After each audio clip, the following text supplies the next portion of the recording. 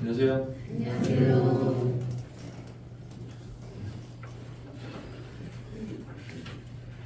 청년들이 이렇게 예배도 드려주고 사회도 보고 감사도 하고 찬양도 해서 참 좋은 것 같습니다.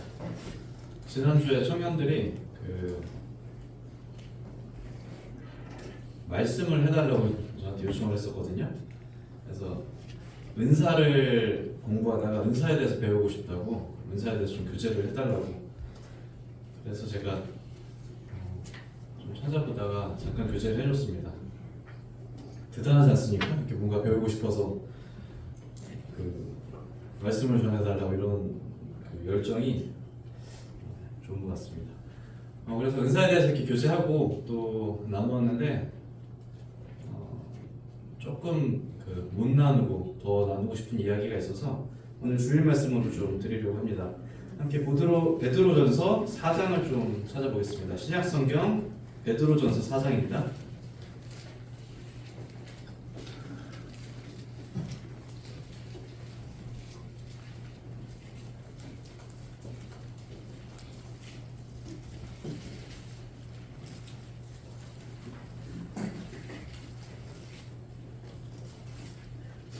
신약성경 베드로전서 4장 10절, 11절 두 절을 함께 읽으시겠습니다. 베드로전서 4장 10절, 11절입니다. 읽겠습니다. 시작. 각각 은사를 받은 대로 하나님의 여러 가지 은혜를 맡은 선한 청지기 같이 서로 봉사하라. 만일 누가 말하려면 하나님의 말씀을 하는 것 같이 하고 누가 봉사하려면 하나님이 공급하시는 힘으로 하는 것 같이 하라. 이는 범사에 예수 그리스도로 말미암아 하나님이 영광을 받으시게 하려 함이니 그에게 영광과 권능이 세세에 무궁하도록 있느니라. 아멘. 함께 베드로전서 4장 10절 11절을 읽으셨습니다. 우리가 함께 읽었던 이 베드로전서는 예수님이 나시고 주 46년 정도에 기록됐다라고 이제 학자들이 이야기합니다. 사도 베드로가 주 46년에 베드로전서 1장 1절에 수신자가 기록되어 있는데 이제 흩어진 나그네 된 성도들에게 이 베드로전서를 썼습니다. 근데 이 베드로전서가 64년 정도, 64년이라고 이제 학자들이 이야기합니다. 64년에 쓰여졌는데 같은 해 베드로전서가 쓰여지고 채 얼마 되지 않아서 역사에 기록된 로마에서 큰 화재가 일어나게 됩니다. 로마 전역의 60% 이상이 다 소실되어 버리는 엄청 큰 화재라고 이제 역사에는 기록되어 있더라고요.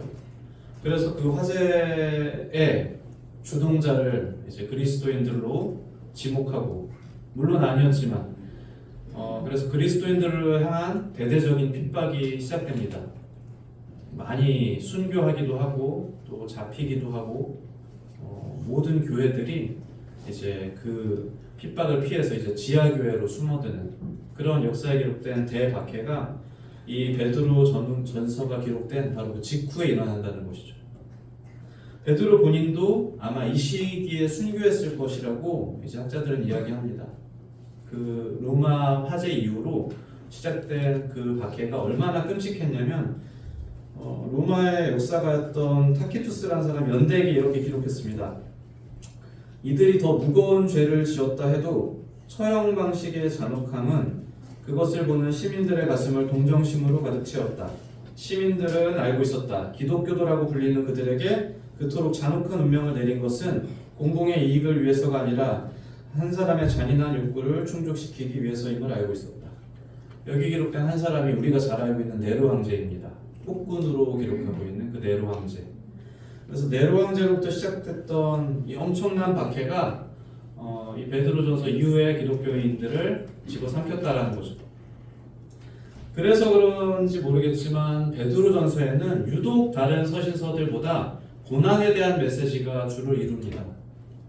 고난을 준비할 것과 고난을 당연하게 여길 것과 고난에 대해서 소망을 이야기하기도 하고 또 고난 가운데 그리스도인들의 자세, 고난 가운데 우리가 어떻게 섬겨야 하는지 이런 이야기들이 베드로전서에 많이 기록되어 있다는 거죠.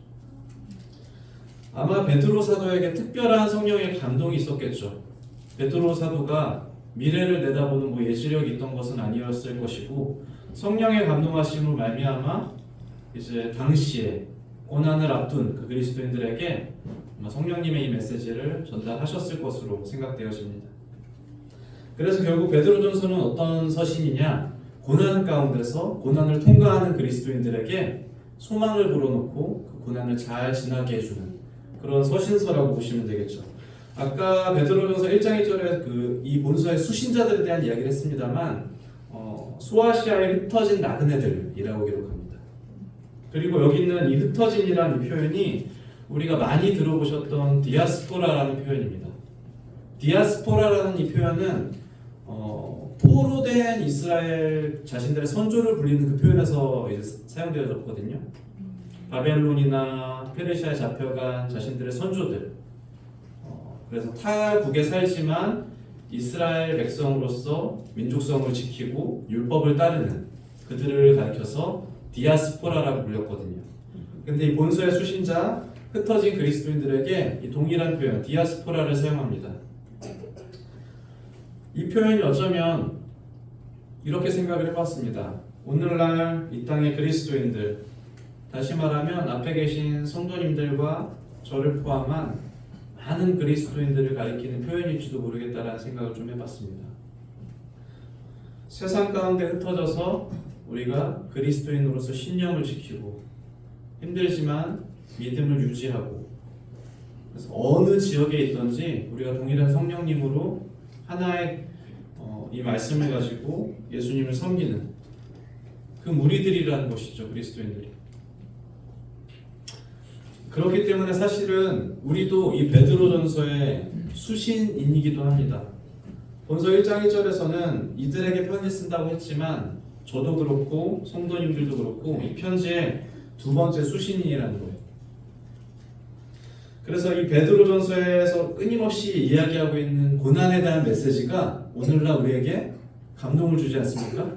우리가 이 베드로전서를 읽으면서 우리가 지나간 고난들, 우리가 앞으로 마주쳐야 하는 고난들, 성도로서 겪어야 되는 그런 힘든 시기를 이 베드로전서 말씀이 때때로 우리에게 힘을 주고 또 격려를 해준다는 거예요. 이 편지는 아까 말씀드린 것처럼 끊임없이 고난에 대해서 이야기합니다. 그런데 본서 아까 읽어드렸던 4장 10절, 11절은 그 고난에 대한 메시지 바로 중간에 위치하고 있어요. 1장부터 3장까지 계속해서 고난에 대해서 이야기하고 그리고 이 본서 4장에서도 1절부터 7절까지 그리스도가 받은 고난을 이야기하면서 너희도 같은 고난을 받으라고 권고하는 중이거든요. 그리고 그 이후 12절에서도 역시나 고난에 대해서 앞으로 닥칠 고난에 대해서 경고하고 있어요. 10절, 11절은 그 고난에 대한 메시지 바로 그 중간에 위치하고 있다. 고난과 고난 사이에 있는 이 본문에서 정확하게 무엇을 이야기하고 있는 중입니까? 우리 눈에 익숙하게 들어온 두 단어가 있죠. 바로 은사입니다. 고난과 고난 사이에 다름 아닌 은사에 대해서 이야기하고 있어요. 이것은 무슨 말이냐면 고난을 통과해야 되는 흩어진 나그네들에게 심한 박해를 견뎌야 되는 그 디아스포라 유대인들에게 믿음이 흔들리는 그 신자들에게 이 은사가 그 고난을 통과할 수 있는 중요한 열쇠라는 것을 말씀하시는 중이에요. 다른 어떤 것이 아니라 은사라는 이 두 글자가 앞으로 닥쳐올 심판과 그들의 신앙의 위기 가운데 그들이 사용해야 되는 강력한 도구라는 것입니다. 오늘날 우리가 살아가는 현대는 어떻습니까? 2024년을 살아가고 있는데 서기 64년에 이 로마 제국과 저는 사실 별반 다르지 않다고 생각합니다.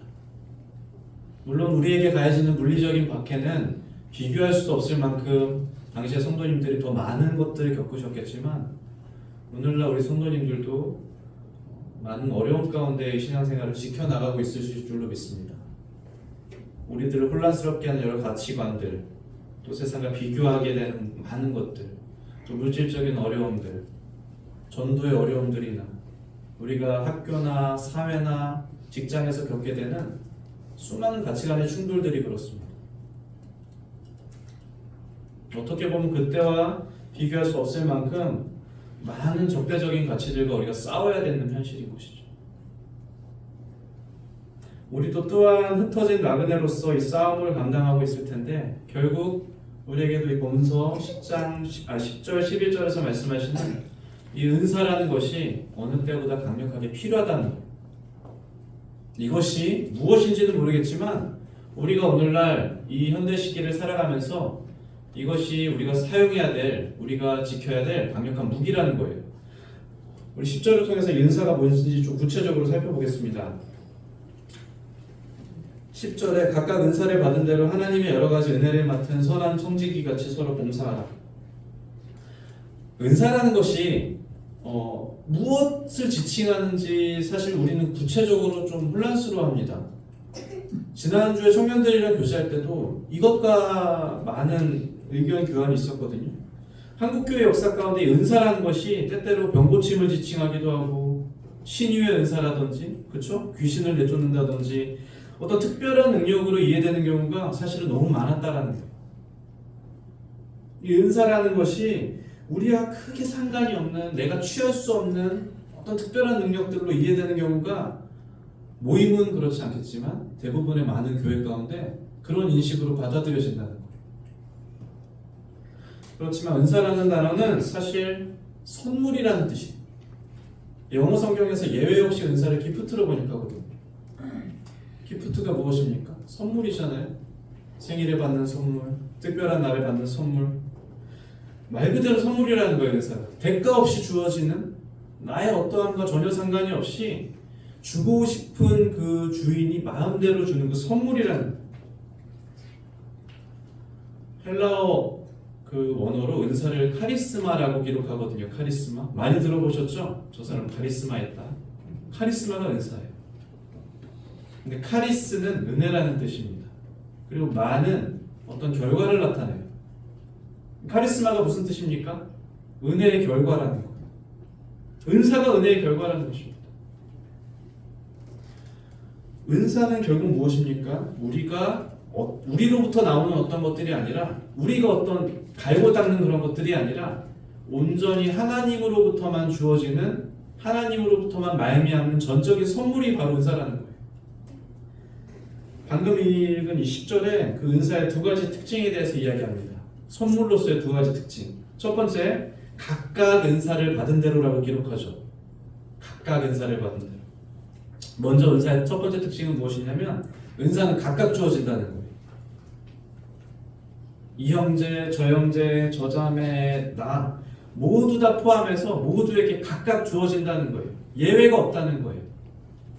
은사가 주어질 때 건너뛰거나 소외되거나 지명받거나 이런 것들이 아니라 선물이라고 불리는 이 은사는 모두에게 각각 주어진다는 것입니다. 구원받은 성도 누구에게나 선물로 그것이 주어질 것이고 우리가 그것을 이미 가지고 있고 앞으로 받게 될 것이고 여기서 한 사람도 은사에서 소외되는 사람이 없다라는 거예요. 청년들이 이렇게 얘기했어요. 형제님 저는 아직 은사를 모르겠어요. 저는 아직 제가 뭘 잘하는지 모르겠어요. 이렇게 말하시는 분들이 아직도 있을 거예요. 그렇지만 은사는 선물이라고 말씀드렸잖아요. 우리가 구원받은 성도로서 우리가 누리는 가장 귀한 선물이 무엇입니까? 혹시 선물 받아보신 적 있으세요? 성도로서 우리가 받은 가장 귀한 선물이 무엇입니까? 로마서 15장을 로마서 5장을 제가 읽어드릴게요. 찾지 않으시고 5장 15절부터 17절까지인데 그러나 이 은사는 그 범죄와 같지 아니하니 곧 한 사람의 범죄를 인하여 많은 사람이 죽었은즉 더욱 하나님의 은혜와 또한 한 사람 예수 그리스도의 은혜로 말미암은 선물은 많은 사람에게 넘쳤느니라. 또 이 선물은 범죄한 한 사람으로 말미암은 것 같지 아니하니 심판은 한 사람으로 말미암아 정죄에 이르렀으나 은사는 많은 범죄로 말미암아 의롭다 하심에 이름이니라. 한 사람의 범죄로 말미암아 사망이 그 한 사람을 통하여 왕노릇하였은즉 더욱 은혜와 의의 선물을 넘치게 받는 자들은 한 분 예수 그리스도를 통하여 생명 안에서 왕노릇하리로다. 로마서 5장에서 선물과 은사를 번갈아 가면서 사용하고 있는 이 선물이 결국은 그리스도를 지칭합니다. 그리스도로 말미암아 우리가 구속함을 받았을 때 그 그리스도가 곧 우리의 은사라는 거예요. 우리가 받은 그 선물 중 가장 귀한 선물이 무엇입니까? 예수 그리스도라는 거예요. 구원받으신 성도님들이라면 떡과잔에 참여하신 성도님들이라면 누구도 예외 없이 은사가 있다라는 거예요. 그 은사가 예수 그리스도라는 거예요. 또 고린도전서 12장을 잘 알고 계실 거예요. 13장을 우리가 사랑의 장이라고 잘 알고 있죠. 12장 마지막에서 이렇게 얘기하잖아요. 너희는 더욱 큰 은사를 사모하라. 그러면서 사랑에 대해서 이야기합니다. 사랑은 뭐랬죠? 사랑이 더욱 큰 은사라는 거. 우리 모두 회심의 순간 가운데 너무 큰 사랑을 경험하셨을 거예요. 그리스도께서 우리에게 부어주신 그 사랑, 그 사랑이 바로 은사라는 거예요. 우리는 그 사랑을 대가 없이 선물로 받으셨다는 것입니다. 이래도 우리가 아직 은사를 못 찾았다고, 은사를 가지고 있지 않다고, 은사를 발견하지 못했다고 누구도 주장할 수 없다라는 거예요. 우리는 예외 없이 누구나 은사를 가지고 있고 은사자라는 거예요. 그리고 나서야 거기서부터 방언이니 말씀 전하는 것이니 병 고치는 것이니 기도하는 것이니 또 남을 섬기는 것, 구제하는 것, 그런 은사들은 그리고 나서야 말미암는다. 그런 것들은 그리스도로 우리가 충만하고 그의 사랑이 우리에게 넘치게 될 때 자연스럽게 은사라고 불리는 것들이 우리를 통해서 이제 나을 수 있는 거예요. 말씀드린 것처럼 우리는 단 한 사람도 은혜로부터 소외되지 않았다는 것을 이 말씀을 통해서 말씀드리는 거예요. 우리는 모두 은사자들이고 그리스도로부터 영생을 얻고 그 사랑을 받았다면 우리가 많은 은사를 가지고 있다는 거예요. 반대로 이야기하면 어떻습니까? 그리스도 없는 은사는 존재하지 않는다는 것입니다. 그리스도 없는 말씀 전하는 것, 그리스도 없는 구제, 사랑 없는 병고침, 사랑 없는 사역, 가능할 수가 없다라는 거예요. 모든 은사는 반드시 그리스도로부터 말미암고 그분의 사랑으로부터 파생되어진다는 거예요. 은사는 각각 모두가 예외 없이 받았다는 것입니다. 그리고 이어서 두 번째 특징을 이제 이야기하죠. 각각 은사를 받은 대로 하나님의 여러 가지 은혜를 맡은 청지기 가치라고 나옵니다.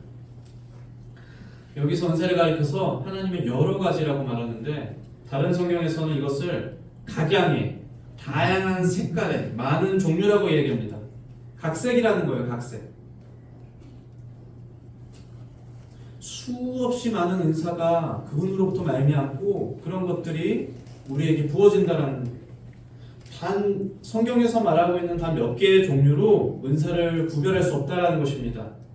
우리는 이미 창조의 섭리를 통해서 하나님께서 얼마나 다양한 분이신지를 이미 배웠습니다. 창세기 1장에서 그분께서 천지를 창조하실 때 어떻게 기록하고 있습니까? 모든 종류대로라고 말씀하셨어요. 동물도 그 종류대로, 식물도 그 종류대로. 사람은 아직 이 땅의 생물의 종류를 셀 수 없습니다. 우리가 알고 있는 생물의 종류는 지구에 있는 생물의 70%가 되지 않는다라고 학자들이 이야기하더라고요. 근데 하나님이 그 모든 것들을 종류대로 만드셨다라는 거예요. 100만 종, 1000만 종이 넘는 그 생물들을 종류대로 만드셨다라는 거예요. 하나님 얼마나 다양하신 분이십니까?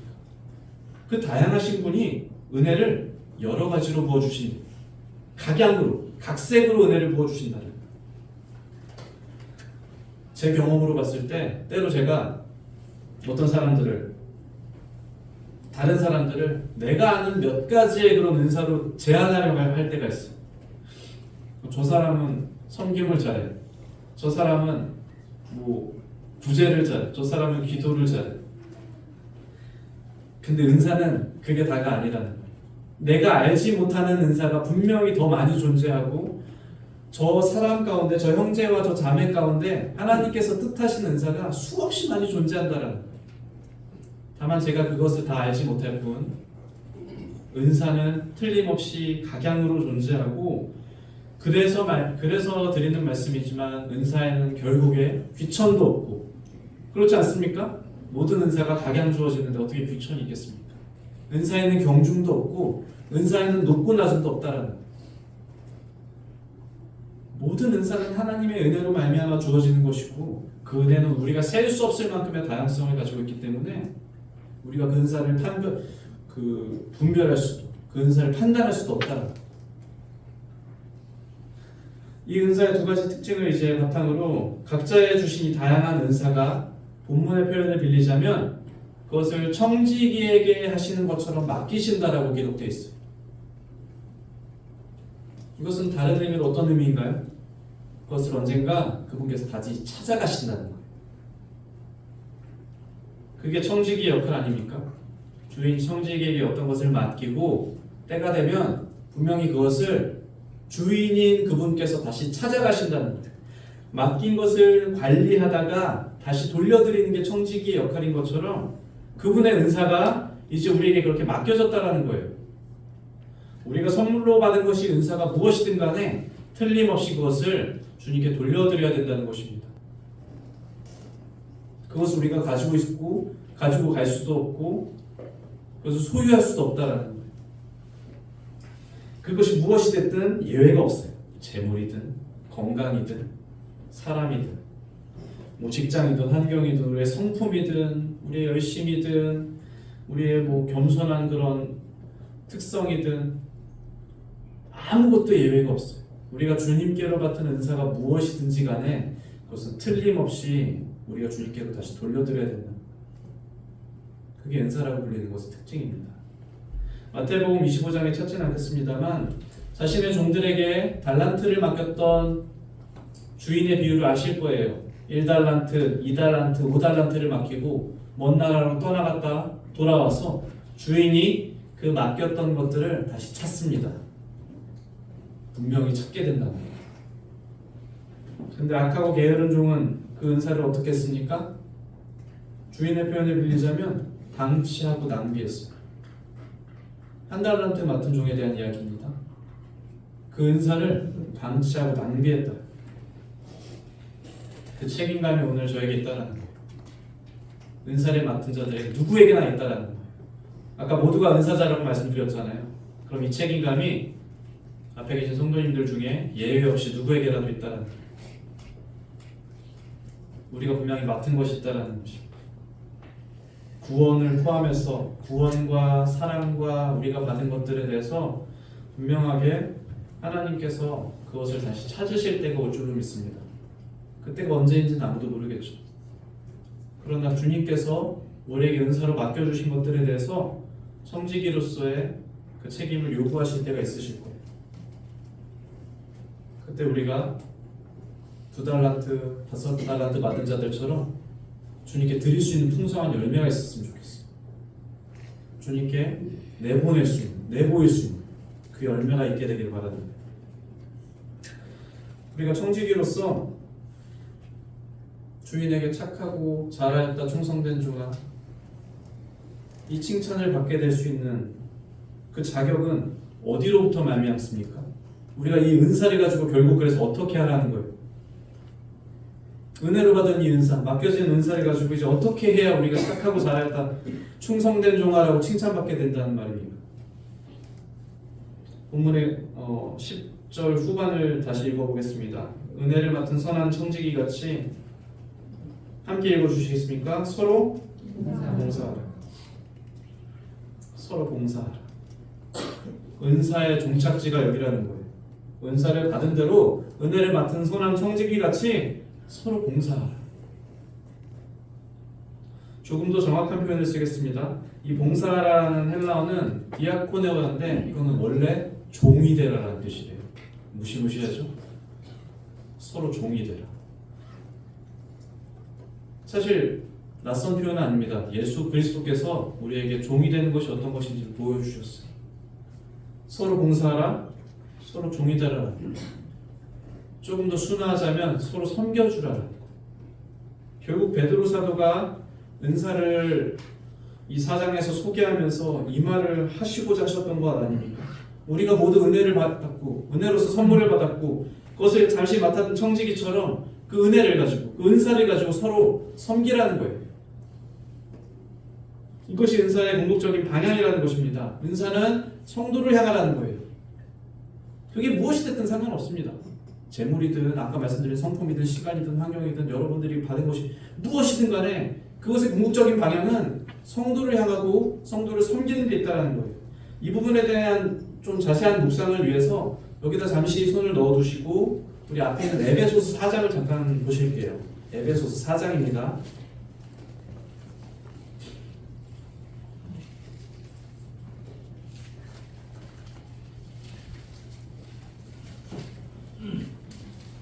신약성경 에베소서 4장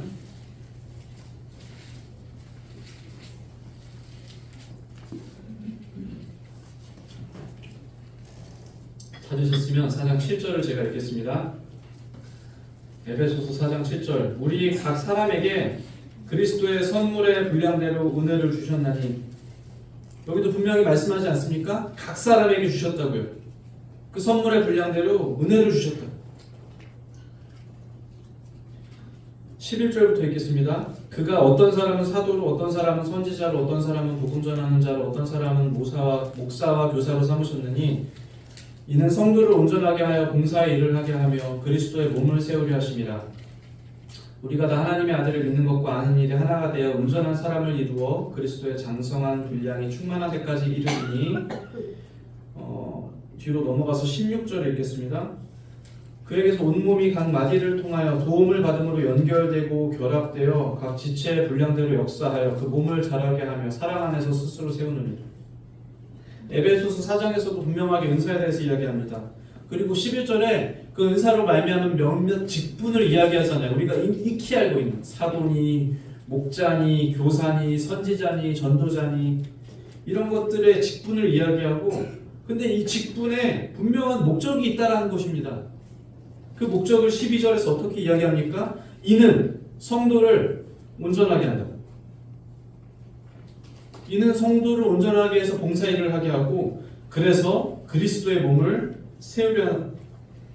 무슨 은사를 받았던지 무슨 직분을 받았던지 무슨 일을 하던지 간에 상관없는데 그 목적은 하나라는 거예요. 그것은 성도를 온전하게 한다는 것입니다. 목사도 마찬가지고 목자도 마찬가지고 선지자도 마찬가지고 교사도 마찬가지고 결국에 성도를 온전하게 한다. 성도를 온전하게 하다라고 기록된 이 표현을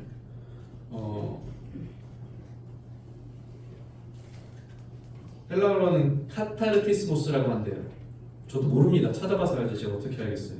카타르티스모스라고 한대요. 근데 이 표현은 성경에서 오직 여기서만 사용돼요. 단 한 구절.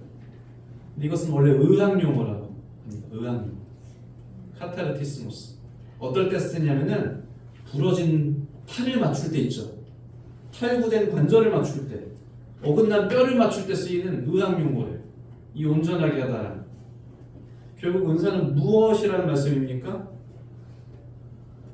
부러진 뼈를 맞추는 것처럼 성도와 성도를 연결하고 성도와 교회를 연결하고 끊어진 관계를 결합하는 성도를 온전하게 한다는 결국 그런 의미라고.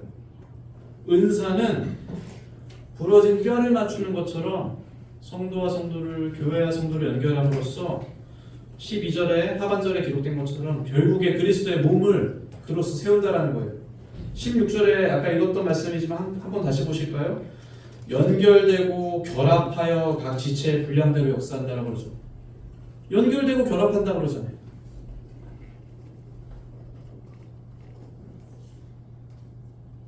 만약 이 목적에서 벗어난다면 그것은 반대로 은사가 아니라는 것입니다. 이 유일한 목적을 벗어나서 다른 것을 향한다면 그것은 하나님께로부터 온 은사가 아니라는 거예요.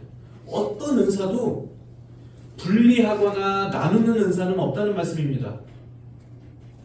그것이 아무리 신령해 보이고 아무리 대단한 능력이라 할지라도 그것이 성도와 성도를 나누고 성도와 교회를 분리하고 그 관계를 흐트러 놓는다면 그것은 은사가 아니라는 거예요. 은사의 궁극적인 목적은 결합하고 연합하는 데 있습니다. 반대로 실족시키고 낙담시키고 분리시킬 때 그것은 은사가 아니라 인간적인 자산일 가능성이 높다는 거예요. 나의 재능, 나의 열심, 우리가 그것들을 은사라고 부르지 않습니다.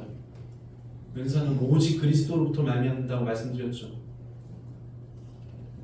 은사는 반드시 상처를 치유하고 은사는 연결하고 은사는 결합합니다. 은사의 방향은 오직 교회와 성도를 향해야만 된다는 거예요.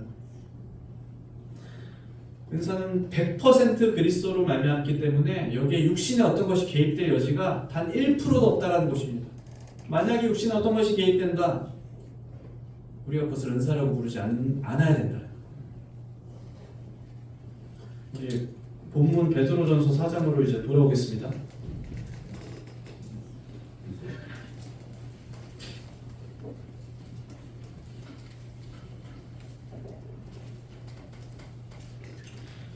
(4장) 10절에 서로 봉사하라는 서로 섬기는 이 의미에 대해서 조금 교재를 드렸고요.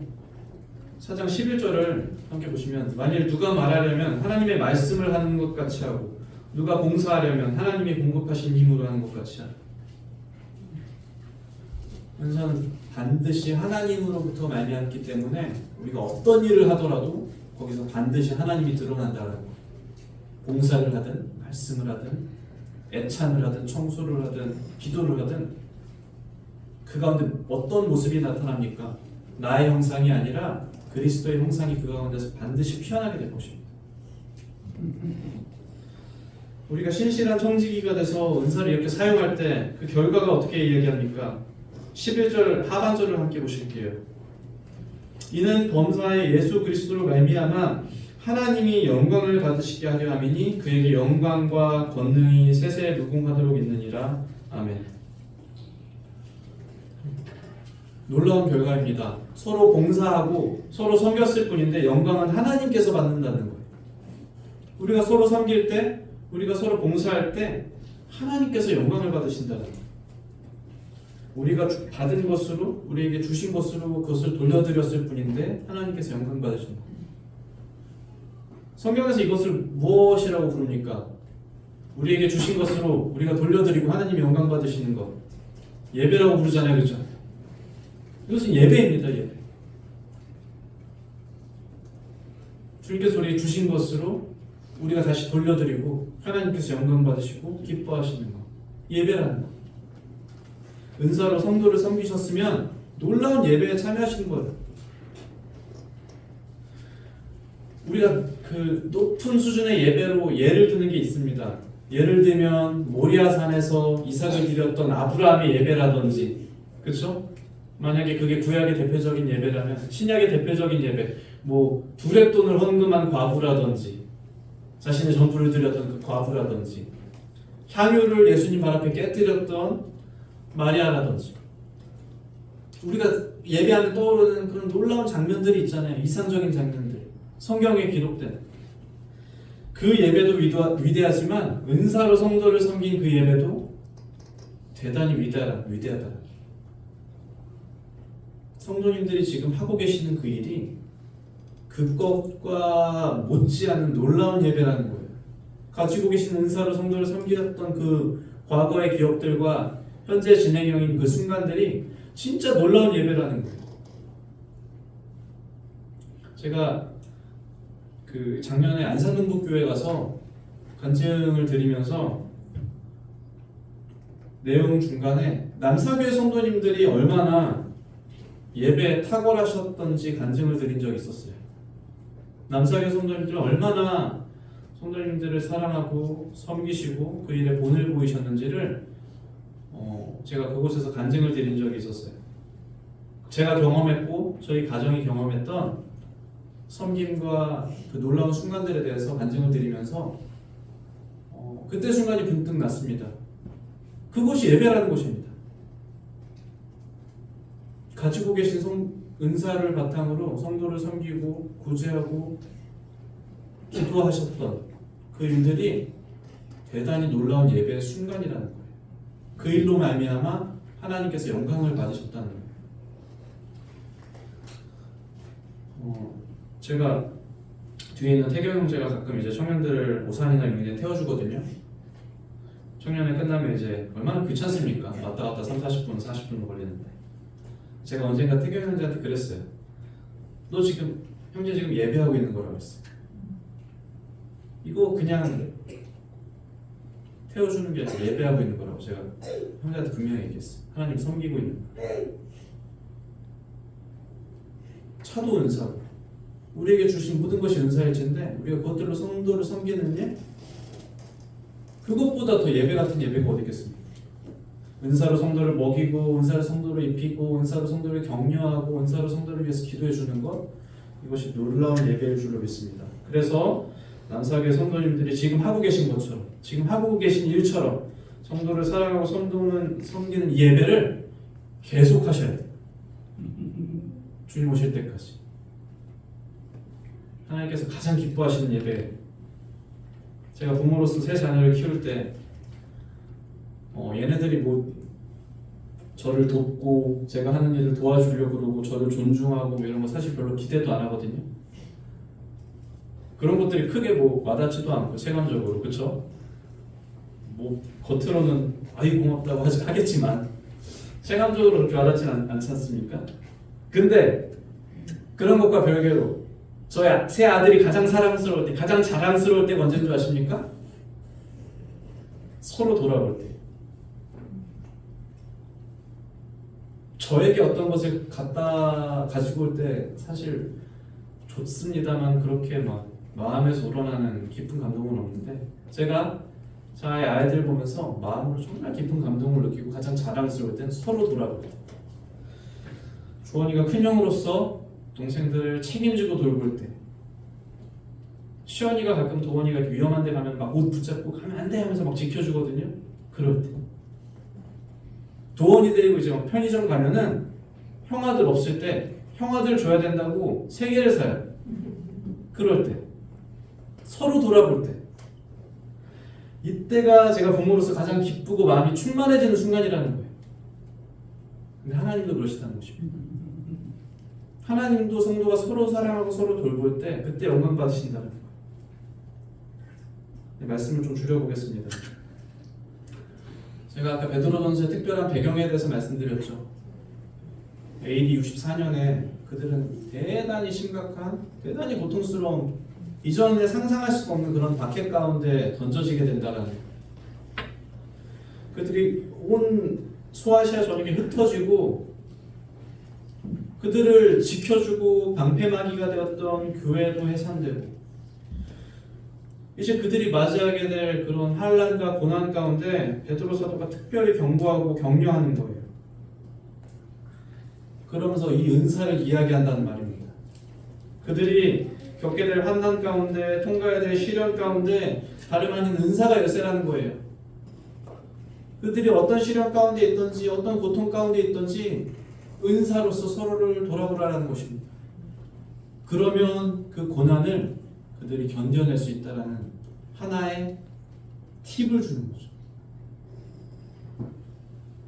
엄청나게 아마 순교당하셨을 거예요. 역사에도 기록되어 있지만 얼마나 많은 사람들이 이 시기에 순교당하고 베드로를 포함해서 십자가형에 처해지고 화형에 처해지고 동물의 먹이가 되고, 얼마나 많은 초기 기독교인들이 이 시기에 순교당했겠습니까?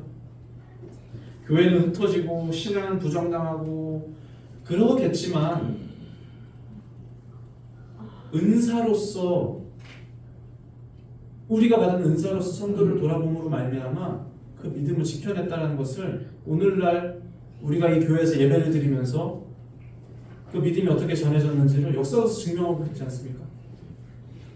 그들이 은사로서 그 믿음을 지켜냈다는 거예요. 서로 돌아봄으로써. 남극에 보시면 황제 펭귄이라고 있다고 그러더라고요. 황제 펭귄. 펭귄 중에 제일 크다고 합니다. 펭귄이 뭐 20몇 종이 있는데 그 중에 황제 펭귄이라는 친구가 제일 큰데, 이 황제 펭귄은 가장 열악한 곳에서 서식한다고 합니다.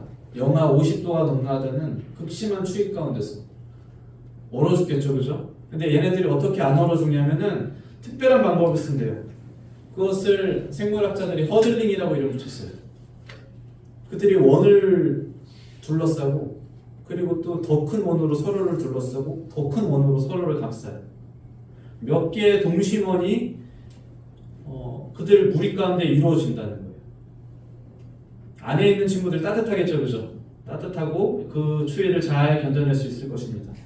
바깥쪽의 친구들은 어때요? 춥잖아요. 살이 막 얼어붙고. 때가 되면 제일 안에 있는 친구들이 바깥으로 나와요. 그리고 바깥에서 추위를 막아주던, 방패막이를 해주던 그 펭귄들이 이제 그 원의 중심으로 들어가요. 그렇게 끊임없이 위치를 바꿔가면서 그 그 영하 50도가 넘나드는 극한의 추위를 이겨낸다는 것이 그 방식이라. 그게 허들링이라는 거. 오늘날 그리스도인들에게 또 사랑하는 남사교회 성도님들에게 가장 필요한 것이 이것일 줄로 믿습니다. 허들링이에요. 많은 사람들이 현대 시대의 위기를 이야기하죠. 뭐 국가가 소멸 위험이라느니 뭐 그것들을 포함해서라도 가치관과 많은 이념들이 충돌하고 극심한 분열과 혐오 가운데 살아가면서 선악이 뭔지도 모르겠고 이런 시대를 살아가는 우리 성도들에게 가장 필요한 게 바로 이거다. 서로 돌아보고 우리 제가 성경책을 덮었는데 아까 본문의 4장 8절을 한번 보시겠습니까?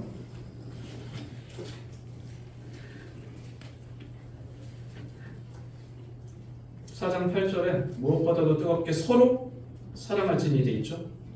서로 사랑할지니, 그죠? 9절에 서로 대접하기를, 10절 마지막에 서로 봉사하라. 베드로 사도가 왜 이 환난 가운데 서로 사랑하고 서로 대접하고 서로 봉사라고 말하고 서로를 3번이나 이야기했겠습니까? 서로가 그만큼 중요하다는 의미 아닙니까? 성도님들에게 가장 중요한 게 성도님들이에요. 특별한 시기를 살아가는 우리에게 옆에 계신 성도님들이 큰 위로가 되주실 줄로 믿고 성도님 개인도 다른 성도에게 큰 위로가 되주시기를 원하는 마음이 있습니다. 함께 기도드리겠습니다.